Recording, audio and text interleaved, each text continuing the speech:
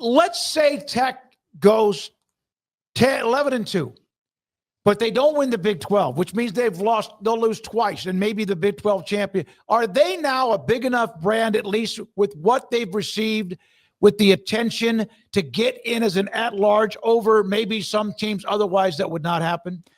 So 11-2 conference champion or an 11-2 11-2 lost in the championship game.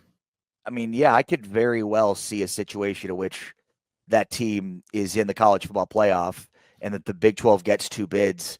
I think it just depends on who they play and how many losses they have. If it's a team that's, an Arizona State, an Iowa State, a Cincinnati, if they're only a 1-loss team. Yeah, I mean, look, I think to your point, Smokey, like there's so many hypotheticals in this situation that have to play out. But I mean, where they are right now at 9th out of the top 10, they should be higher. But if they keep winning, the teams in front of them are playing each other. So there's an opportunity here for them to really get into the top 5, especially this weekend with a another 20-point win over Kansas. But yeah, I mean, I think it's their non-conference schedule probably works against them, but the reality is they've beaten every team they played so far by at least 20 points.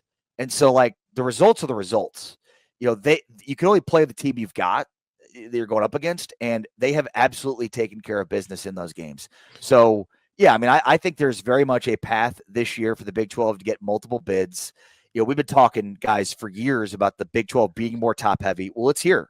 I mean, just look, we talked about this last week. There's 3 more games this week out of the 7 that are double-digit lines, including Texas Tech playing a 4-win Kansas team as a double-digit favorite in that one.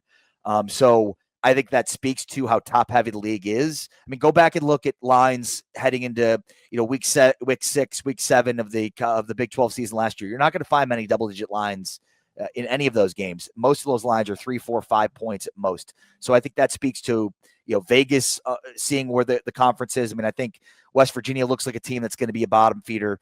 Obviously, we know Oklahoma State's already there. So, yeah, I mean, I think what you have right now is a clear delineation between the top and the bottom of the league, and maybe even more so the top and middle of the league too, which might have been what Texas Tech did to Utah, right? Like Utah, we don't know how good Utah is. They look really good, but then got punked by Texas Tech. So does that say more about the top of the conference than it does about Utah? I think so.